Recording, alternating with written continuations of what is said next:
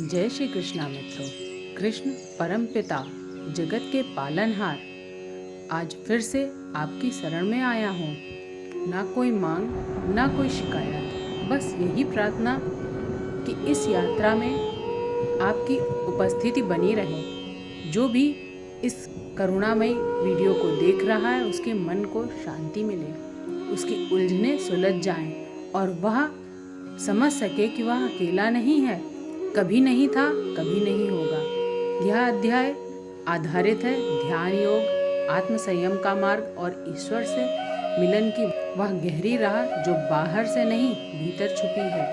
लेकिन शुरुआत करने से पहले अपनी सांसों को महसूस कीजिए, अपने भीतर की आवाज़ को सुनिए। शायद वहाँ कोई पुकार रहा हो, कोई दर्द हो, कोई सवाल हो। आज उसी से बात करते हैं। मन को शांत कीजिए, बस अकेले में खुद के साथ। और तब आपने क्या देखा? शायद पहले तो सन्नाटा लगा, लेकिन धीरे धीरे भीतर से आवाज़ें उठने लगी। पुरानी बातें, अधूरे रिश्ते, टूटे वादे, दबी हुई चाहतें, छुपे हुए डर। असल में हम कभी अकेले नहीं होते। हमारे भीतर एक पूरी दुनिया बसी है और उसी दुनिया में हम खो जाते हैं। गीता का 6वां अध्याय इसी भीतरी संसार की बात करता है। वह हमें बताता है कि बाहर की शांति, बाहर की सफलता, बाहर के रिश्ते, यह सब महत्वपूर्ण है, लेकिन असली युद्ध तो भीतर चल रहा है, मन के साथ, विचारों के साथ, इच्छाओं के साथ। और जब तक वह भीतरी युद्ध जारी है, बाहर कितनी भी शांति हो, मन बेचैन ही रहेगा। आपने कभी सोचा है कि आप किससे सबसे ज़्यादा लड़ते हैं? दूसरों से नहीं, खुद से, अपने ही विचारों से, अपनी ही कमजोरियों से। कभी लगता है कि मैं यह नहीं कर पाऊंगा, कभी लगता है कि मैं काबिल नहीं हूँ, कभी लगता है कि सब मुझे छोड़कर चले जाएं। और धीरे धीरे यही डर, यही भ्रम हमारी पहचान बन जाता है। लेकिन भगवद गीता कहती है, रुको, ठहरो, यह तुम नहीं हो, यह तुम्हारा मन है। और मन को काबू करना सीखो। दिमाग में एक तस्वीर आती है, कोई पहाड़ पर बैठा है, आंखें बंद हैं, बिल्कुल स्थिर। लेकिन यह सच में ध्यान इतना दूर है हमसे कि क्या वह सिर्फ साधु संतों के लिए है? नहीं। गीता कहती है, ध्यान का मतलब है अपने मन को एक जगह टिकाना, अपने विचारों को भटकने से रोकना। और यह सिर्फ बैठकर ही नहीं, जीते हुए भी किया जा सकता है। जब आप पूरी तन्मयता से कोई काम करते हैं, वह भी ध्यान है। जब आप किसी से पूरे मन से बात करते हैं, वह भी ध्यान है। जब आप अपनी सांसों को, अपनी धड़कनों को महसूस करते हैं, वह भी ध्यान है। लेकिन हम क्या करते हैं? हम हर वक्त भागते रहते हैं।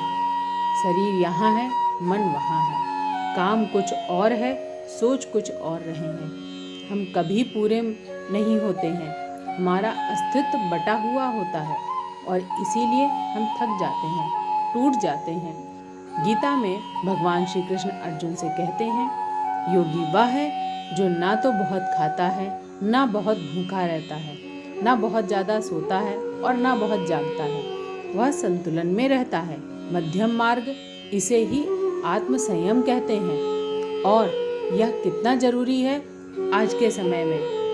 गीता के इस अध्याय में एक बहुत गहरी बात कही गई है। श्री कृष्ण जी कहते हैं, मन तुम्हारा मित्र है और शत्रु भी है। जिसने मन को जीत लिया उसके लिए मन मित्र है, और जिसने मन को नहीं जीता उसके लिए मन शत्रु बन जाता है। सोचिए, कितनी बार ऐसा होता है और आप कुछ नहीं कर पाते, लेकिन मन मानता ही नहीं। कितनी बार आप किसी से माफ़ी मांगना चाहते हैं, लेकिन अहंकार रोक देता है। कितनी बार आप बोलना चाहते हैं, लेकिन डर के आगे आप बोल नहीं पाते। फिर क्या होता है? आप अपने ही मन की कैद में जीने लगते हैं। लेकिन अगर आप मन को साधना सीख लें तो यही मन आपका सबसे बड़ा सहारा बन जाता है। यही मन आपको ऊंचाइयों तक ले जा सकता है। यही मन आपको परमात्मा से जोड़ सकता है। तो सवाल यह है कि मन अच्छा है या बुरा। सवाल यह है कि आप उसे साध रहे हैं या वह आपको भटका रहा है। और अब इस सत्य को महसूस कीजिए, हमारे जीवन में जितनी भी परेशानियां हैं उनकी जड़ मन में ही है। ईर्ष्या, क्रोध, लालच, डर, घमंड, यह सब मन की उपज है। और जब तक मन इससे भरा रहेगा हमें कभी शांति नहीं मिलेगी। चाहे हमारे पास कुछ भी हो, पैसा, शोहरत, रिश्ते, अगर मन अशांत है तो सब बेकार है। इसलिए गीता ध्यान को सबसे ज़्यादा महत्वपूर्ण बताती है, क्योंकि ध्यान वह साधना है जिससे मन शुद्ध होता है, विचार साफ होते हैं और धीरे धीरे आप उस स्थिति में पहुंच जाते हैं जहां मन आपकी मुट्ठी में है। आप मन की मुट्ठी में नहीं। आत्मसंयम सुनकर लगता है कि शायद यह बहुत कठिन होगा, शायद इसका मतलब सब कुछ छोड़ना है, त्याग करना है, दुनिया से भाग जाना है। लेकिन नहीं, आत्मसंयम का मतलब भागना नहीं बल्कि ठहरना है, अपनी जगह पर स्थिर रहना है, अपनी इच्छाओं को नकारना नहीं है बल्कि उन्हें समझना है। मान लीजिए आप गुस्से में हैं, किसी ने कुछ कह दिया और आपका खून खौल उठा। अब आपके पास दो रास्ते हैं। एक, तुरंत प्रतिक्रिया दें, चिल्लाएं, लड़ें, रिश्ता तोड़ दें। दूसरा, रुको, सांस लो और सोचकर कि क्या वह गुस्सा सच में सही है, क्या इससे कुछ हल होगा। यही है आत्मसंयम। यह समस्या नहीं, यह एक तूफान है। यह कोई दबाना नहीं, यह समझना है। यह अपने भीतर के तूफान को देखना है, लेकिन उसमें बहना नहीं है। गीता हमें सिखाती है, जो व्यक्ति अपनी इंद्रियों को काबू में रखता है वह स्थिर बुद्धि है, और स्थिर बुद्धि ही असली ज्ञान है। क्योंकि जब मन शांत होता है तभी सत्य दिखता है। जब मन अशांत है तो हर चीज़ धुंधली दिखती है। आपने कभी गौर किया है, जब आप परेशान होते हैं तो छोटी छोटी बातें भी बड़ी लगने लगती हैं, क्योंकि कुछ बोल देना तो गलत है, जैसे दुनिया खत्म हो गई। लेकिन जब आप शांत होते हैं तो वही बात हंसी में उड़ा देते हैं। फर्क बाहर नहीं, भीतर पड़ता है। बहुत से लोग सोचते हैं कि ईश्वर को पाने के लिए मंदिर जाना जरूरी है, पूजा पाठ करना जरूरी है। और हाँ, यह सब अच्छा है, लेकिन गीता हमें कहती है, ईश्वर को पाना है तो पहले खुद को पाओ, क्योंकि ईश्वर बाहर नहीं तुम्हारे भीतर बैठा है। यह जानना एक बात है और महसूस करना दूसरी बात। हम कितनी बार कहते हैं, हाँ भगवान हर जगह है, लेकिन क्या सच में महसूस करते हैं? नहीं, क्योंकि हम अपने भीतर कभी झांकते नहीं, हम हमेशा बाहर भागते रहते हैं। गीता के 6 अध्याय में श्री कृष्ण जी कहते हैं, एकांत स्थान में बैठो, शरीर को सीधा रखो, मन को शांत करो और फिर अपने भीतर उस ज्योति को देखो जो हमेशा से जल रही है। वह ज्योति ही तुम्हारी आत्मा है और वही ज्योति परमात्मा का अंश है। गीता हमें एक गहरा रहस्य सिखाती है। ध्यान का मतलब यह नहीं कि आप कुछ पाने के लिए बैठे हैं। ध्यान का मतलब है कि आपको पहले से उसे पहचानने के लिए बैठे हैं। आप पहले से ही पूर्ण हैं, बस भूल गए हैं। शायद वह याद दिलाने की प्रक्रिया है। जब आप ध्यान में बैठते हैं तो शुरुआत में मन भटकता है, बहुत भटकता है। कभी काम की सोच आती है, कभी घर की, कभी पुरानी बातें याद आती हैं और आप सोचते हैं, नहीं, मुझसे नहीं होगा। लेकिन गीता कहती है, धैर्य रखो, मन को बार बार वापस लाओ। जैसे एक माली पौधे को सींचता है रोज, वैसे ही तुम अपने मन को रोज ध्यान में लगाओ। धीरे धीरे वह स्थिर हो जाएगा। बहुत से लोग पूछते हैं, कैसे बैठें, कितनी देर बैठें, क्यों सोचें, क्या सोचें? यही सवाल उन्हें रोक देता है।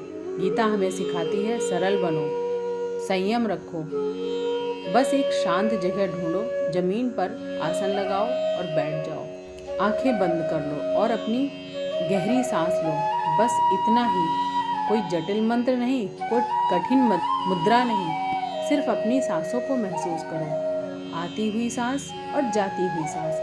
धीरे धीरे तुम महसूस करोगे कि विचार धीमे हो रहे हैं, शोर कम हो रहा है और एक गहरी शांति उतरने लगती है।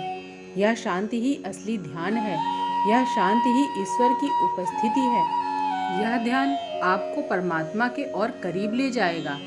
अपनी सांसों को महसूस कीजिए और अगर मन में कोई सवाल है, कोई द्वंद्व है तो उसे भी देखिए, लेकिन उससे लड़िए मत, बस देखिए और छोड़ दीजिए।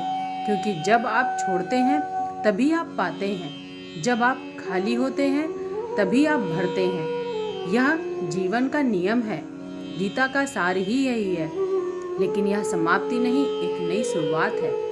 आज से, अभी से आप अपनी यात्रा शुरू कर सकते हैं, ध्यान की, आत्म संयम की, ईश्वर से मिलन की।